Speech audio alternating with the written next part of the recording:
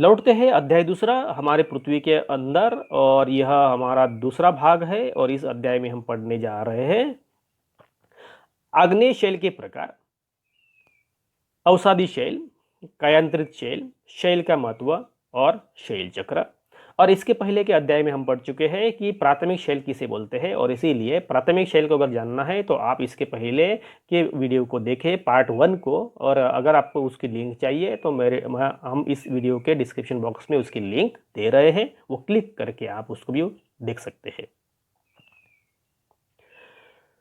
देखते हैं कि आग्नेय शैल के प्रकार क्या होते हैं। कि हमने इसके पहले देख चुके हैं कि आग्नेय शैल किस प्रकार बनता है। आग्नेय शैल के प्रकार दो होते हैं, एक है इंट्रूसिव इग्नेसिव रॉक और दूसरा है एक्सट्रूसिव इंट्रूसिव रॉक।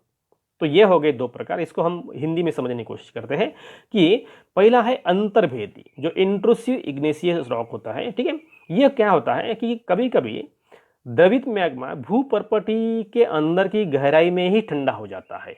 जैसे मतलब ये पृथ्वी का स्तर है और ये अंदर का हिस्सा है, और यहाँ से जो मैग्मा निकला है और यहाँ यही यही पिघला हुआ, और लेकिन यही कुछ समय के बाद ठंडा भी हो चुका है, वो सॉलिड पार्ट बन चुका है।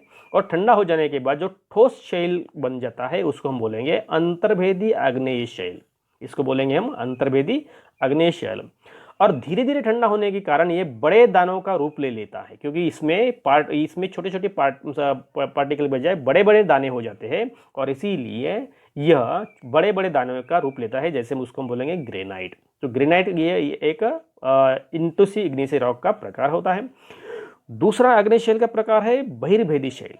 अभी आप देखिए, जब यह द्रवित लावा पृथ्वी की सतह पर आता है, ऐसा ऊपर नीचे से ऊपर तक ऐसा पहुंच जाता है, और यह इस तरह से ऊंचाई से नीचे, क्योंकि ये लिक्विड होने के कारण नीचे फैलने लगता है। और जैसे ही ये बाहर निकलता है वैसे ही तेजी से ठंडा होकर ठोस बन जाता है, और इस तरह से जो लेयर बन जाता है पत्थर का, इसको हम बोलेंगे बहिर्भेदी शैल। उदाहरण के लिए हम देखेंगे बेसाल्ट शैल होता है, दक्कन पठार पर जो बना हुआ है जो बेसाल्ट पत्थर है, तो ये एक्सट्रूसिव इग्नेशियस रॉक का एक उदाहरण है। तो इस तरह से हम समझ चुके हैं कि आग्नेय शैल के दो प्रकार, अंतर्भेदी शैल और बहिर्भेदी शैल, उनके उदाहरण भी हम देख चुके हैं। तो आपको ये समझ में आया होगा। अगला प्रकार है शैल का अवसादी शैल। अवसादी शैल देखिए, अभी ये इग्निस रॉक से ही बन जाते हैं, लेकिन बहुत ही समय लेते हैं। ये क्या होता है कि जो कुछ समय के बाद जो इग्निस रॉक होते हैं, भारी वर्षा या बहुत ठंडी होती है, बहुत तेज धूप होती है, तो इससे क्या होता है कि कुछ जो इग्निस रॉक्स होते हैं कि वो डिसइंटीग्रेट होना शुरू हो जाता है। जो पत्थर होता है वो छोटे छोटे टुकड़े में परिवर्तित होने लगता है, और ये छोटे छोटे टुकड़े जो होते हैं शैल लुढ़क कर, चटक कर तथा एक दूसरे से टकराकर छोटे छोटे टुकड़ों में टूट जाते हैं, और इन छोटे कणों को हम बोलते हैं अवसाद। इसको हम बोलते हैं पार्टिकल्स या अवसाद। और फिर यह अवसाद हवा, जल आदि के द्वारा एक स्थान से दूसरे स्थान पर पहुंचाकर जमा कर दिए जाते हैं, और फिर ये अदृढ़ अवसाद दबकर एक दूसरे पर दबकर कठोर हो जाते हैं, और कठोर होकर शैल की परत बनाते हैं। और इस प्रकार की शैलों की जो परत होती है उसको बोलेंगे अवसादी शैल। उदाहरण के लिए हम बोलेंगे बलुआ पत्थर। बलुआ पत्थर इसी अवसादी शैल का एक उदाहरण है। और खास बात यह है कि इन शैलों में पौधों, जानवरों एवं अन्य सूक्ष्म जीवाणुओं के भी अवशेष पाए जाते हैं, जिनको हम जीवाश्म भी कहते हैं, क्योंकि ये समय के साथ क्या होता है कि इनके ऊपर लेयर टू लेयर, स्तर पर स्तर बनते जाता है, और इस तरह से उसका निर्माण हो जाता है। तो इसीलिए इस शैलों में जीवाश्म भी पाए जाते हैं, फॉसिल्स जिसको बोलते हैं। तो आप देख सकते हैं कि ये अवसादी शैल है। तो आप यहाँ देख सकते हैं ये लेयर अलग अलग लेयर आप दिखाई दे रहे हैं। तो ये लेयर ही क्या होता है कि अवसादी शैल के कुछ उदाहरण होते हैं। तो आप देख सकते हैं कि इसका कलर भी अलग अलग होता है, ये भी कलर अलग अलग नजर आता है। तो इस प्रकार से बने हुए जो पत्थर होते हैं तो वो ये अवसादी शैल के होते हैं।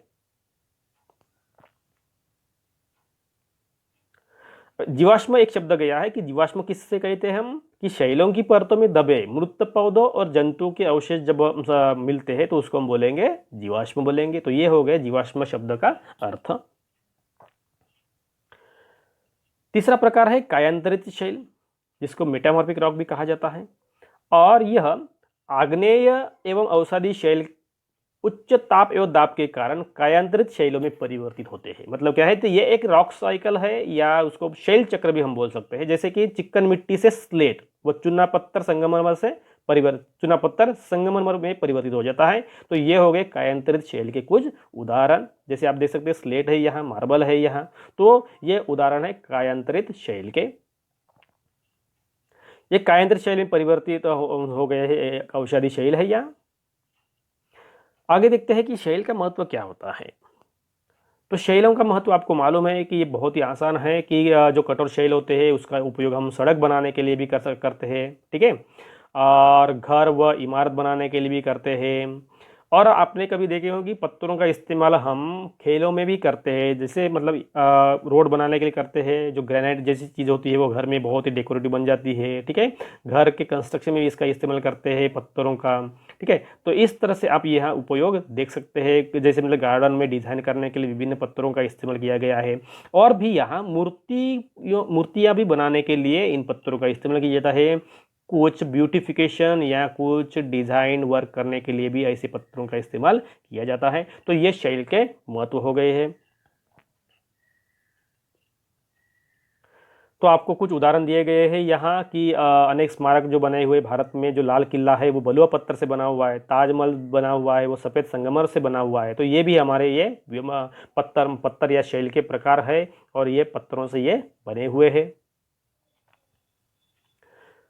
दूसरा मुद्दा देखते हैं कि हम शैल चक्र। इसके पहले हम देख चुके हैं कि प्राथमिक शैल होता है, प्राथमिक शैल से अन्य प्रकार के शैल बन जाता है। जैसे मतलब ये इग्नियस रॉक है, इग्नियस रॉक जब डिसइंटीग्रेट हो जाता है उसके पार्टिकल बन जाते हैं। तो उसके पार्टिकल्स क्या होते हैं कि हवा, पानी, धूप के कारण क्या होते हैं कि कहीं और बह के चले जाते हैं और बाद में वो लेयर टू लेयर बन जाते हैं, ठीक है। जो पार्टिकल्स छोटे छोटे पार्टिकल्स बन जाते हैं तो उससे सेडिमेंट्री रॉक बन जाता है। फिर सेडिमेंट्री रॉक भी क्या होता है कि डिसइंटीग्रेट हो जाता है, उसके छोटे छोटे पार्टिकल्स लेयर टू लेयर ऐसे एक स्तर पर दूसरे स्तर पर ऐसे बन जाते हैं। तो उससे जो बना हुआ शेल होता है वो मेटामॉर्फिक रॉक कहा जाता है। और इस तरह से जब मेटामॉर्फिक रॉक भी क्या होता है कि ये जो शेल होते हैं कुछ समय के बाद कुछ अंदर चले जाते हैं। अंदर चले जाने के बाद वो पिघलते हैं, पिघलने के बाद वो फिर से ऊपर आ सकते हैं जैसे पृथ्वी के अंदर होते हैं। तो जब ये लावा निकलता है तो इससे फिर से इग्नियस रॉक बन सकता है। तो इस तरह के एक वाटर साइकिल भी अपने को यहाँ दिखाई देती है। इसी प्रकार को हम बोलेंगे शैल चक्र। तो शैल चक्रीय तरीके से एक दूसरे में परिवर्तित हो जाते हैं, उसको बोलेंगे हम शैल चक्र। तो शैल चक्र के कुछ उदाहरण का है कि उदाहरण भी दिया गया है। जैसे मतलब ये मैग्मा है, यह मैग्मा है, इससे आग्नेय शैल बन चुका है। अवसाद है और अवसादी शैल बन गए इससे। कायांतरित शैल है, कायांतरित शैल फिर से अभी क्या होता है कि जो कायांतरित शैल जो पृथ्वी के अंदर अगर चले जाते हैं या उसको द्रवित मैग्मा में परिवर्तित हो जाते हैं, आगे जाकर जब वो ऊपर निकल आते हैं तो इस तरह से शैल वो बन जाते हैं, जिसको हम बोलते हैं शैल चक्र। तो ये आपके लिए कुछ करने के लिए काम दिया गया है कि आप आपके राज्य में कौन कौन से खनिज पाए जाते हैं उसकी भी लिस्ट बनाना है, और ये कुछ क्लास में दिखाने के लिए भी आप उसको इकट्ठा कर सकते हैं। समझने की कोशिश करते हैं शब्दों की उत्पत्ति। इग्निस रॉक हमने कह चुके हैं, जिसको हम आग्नेय शैल कहते हैं। ये लैटिन शब्द है जिसको इग्निस से शुरू हुआ है और उसका अर्थ होता है अग्नि। इग्निस मतलब अग्नि और लैटिन शब्द है। सेडिमेंट ये भी लैटिन शब्द है, सेडिमेंट्स शब्द से बना हुआ है जिसका अर्थ होता है स्थिर, ठीक है। और तीसरा है यह ग्रीक शब्द है, ध्यान में रखना दोनों शब्द लैटिन है लेकिन यह शब्द एक मेटामॉर्फिक ग्रीक शब्द है और वो मेटामॉर्फोस से बना हुआ है जिसका अर्थ होता है रूप परिवर्तन होना, क्योंकि ये परिवर्तित हो जाता है और इसीलिए हम बोलेंगे इसको मेटामॉर्फस, ठीक है। तो ये हो गए इग्नियस, सेडिमेंट्री और मेटामॉर्फिक शब्दों के अर्थ और उसकी उत्पत्ति।